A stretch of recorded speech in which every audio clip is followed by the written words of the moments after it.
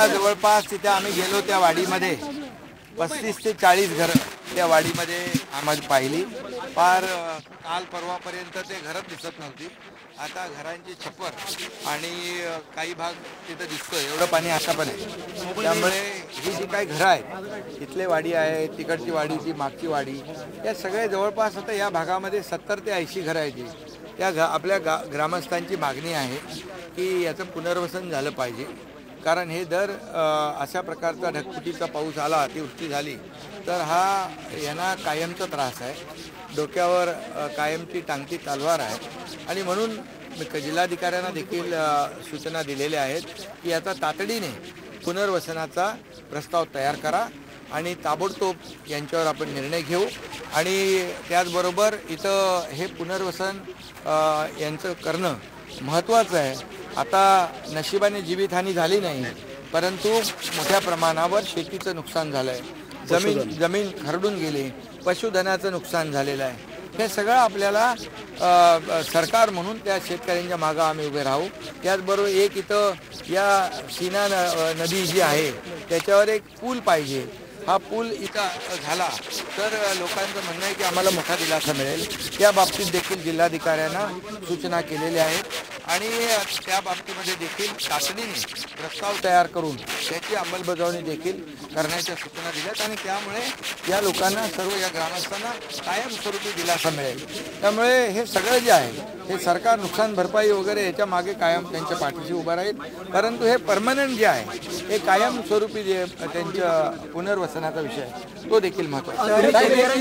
आणि म्हणून स्वतः तिथं आम्ही गेलो, तिथं बघायला त्यांची इच्छा होती, मागणी होती की बाबा तुम्ही वस्तुस्थिती पहा काय परिस्थिती आहे, आणि म्हणून आम्ही तिथपर्यंत आम्ही गेलो। शेवटी आम्ही बघायला आलो आहे की बाबा वस्तुस्थिती काय, डोळ्यांनी प्रत्यक्ष पाहणं हे गरजेचं असतं आणि म्हणून सरकार आणि आम्ही सगळेजण शेतकऱ्यांच्या मागे आहोत। बिलकुल तुम्ही संवाद साधला शेतकऱ्यांची मागणी आहे तातडीनं मदत द्या म्हणून, कारण का खूप नुकसान झालेलं आहे, आता अन्न नाहीये, अन्नधान्याचं जे काय आहे, कपडा लेत्ता वाहून गेला आहे, भांडी कुंडी गेलेली आहेत। यापूर्वी तानाजी सावंत आपले आहेत, त्यांनी देखील त्यांना तातडीची मदत इथल्या भागातल्या लोकांना दिले। आज देखील ट्रकचे ट्रक भरून या ठिकाणी तातडीची मदत त्यांना जी आहे, कपडा लत्ता, अन्नधान्य, भांडी कुंडी आहे आपलं देण्याचं कर्तव्य आहे। आणि मग जी काही शासकीय मदत आहे ती देखील या ठिकाणी मोठ्या प्रमाणावर झालेलं नुकसान बघून हे आसमानी संकट आहे,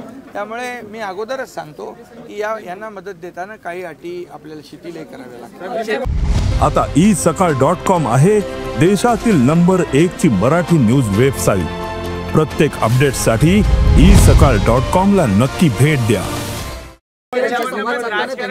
आणि त्याचबरोबर शेतकऱ्यांची अशी प्रमुख मागणी आहे पुनर्वसनाची, पंचनामे आणि या अटी शर्तींमध्ये आम्हाला अडकवू नका, वस्तुस्थिती तुम्ही पाहिलेला तातडीनं आम्हाला। बिलकुल, म्हणून स्वतः जिल्हाधिकारी सोबत आहेत आणि वस्तुस्थिती आपल्याला दिसते आहे की इथं पूर्ण सगळंच वाहून गेलेलं आहे।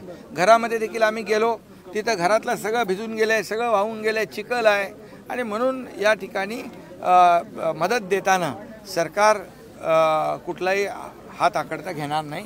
इथला MSCBचा विषय होता, MSCBच्या अधिकाऱ्यांशी देखील तानाजीरावनी मला फोन जोडून दिला, त्यांच्याशी देखील बोललो, त्यांनी देखील काम युद्धपातळीवर सुरू केलेलं आहे। इथं जी काय लाईट नाही आहे या बाबतीमध्ये देखील तातडीने जे जे काय करायचं ते आपण दोन गावांनी खरं तर मदतीचे किट वाटत आहे ते रिटर्न केले, त्यांचं म्हणणं आहे की आम्हाला मदत द्या, मदतीची किट नको आहे तर नुकसान। अरे बाबा, नुकसान भरपाई तर सरकार देणारच आहे, पण आत्ता काही लोक इथं म्हणाले की बाबा आमचं सगळंच गेलं वाहून, भांडी कुंडी गेले, कपडे गेले, अन्नधान्य गेलं, सगळं गेलं, राशन गेलं, तर अशा परिस्थितीमध्ये मदतीचा हात देणं हे प्रत्येकाचं कर्तव्य आहे आणि प्रत्येकाने केलं। मदतीचा हात देत आहे, पण तुम्ही जे किट वाटताय त्याच्यावर आता राजकारण सुरू झालंय, तुमचा फोटो असल्याचा आक्षेप संजय अरे मग आता त्यांनी त्याला वाट म्हणावं, त्यांना घेऊन 1 किलो भर संजय राऊतला म्हणावं 1 किलो धान्य आण, माझ्या शेतकऱ्याच्या बांधावर जा, त्याला दे, कमीत कमी 1 बाटली पाणी तरी दे, मी तुझं कौतुक करतो।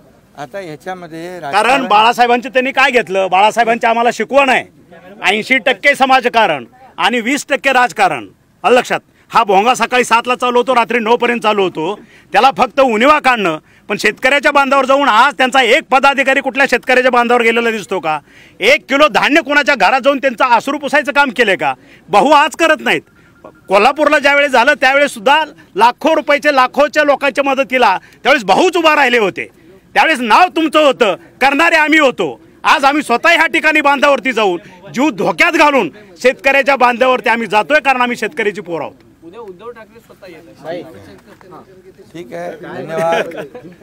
याच्यामध्ये एकच आहे माझं म्हणणं की कुणी राजकारण करू नये. जेवढी जमेल तेवढी सगळ्यांनी मदत करावी आणि शेतकऱ्यांच्या मागे उभं राहावं.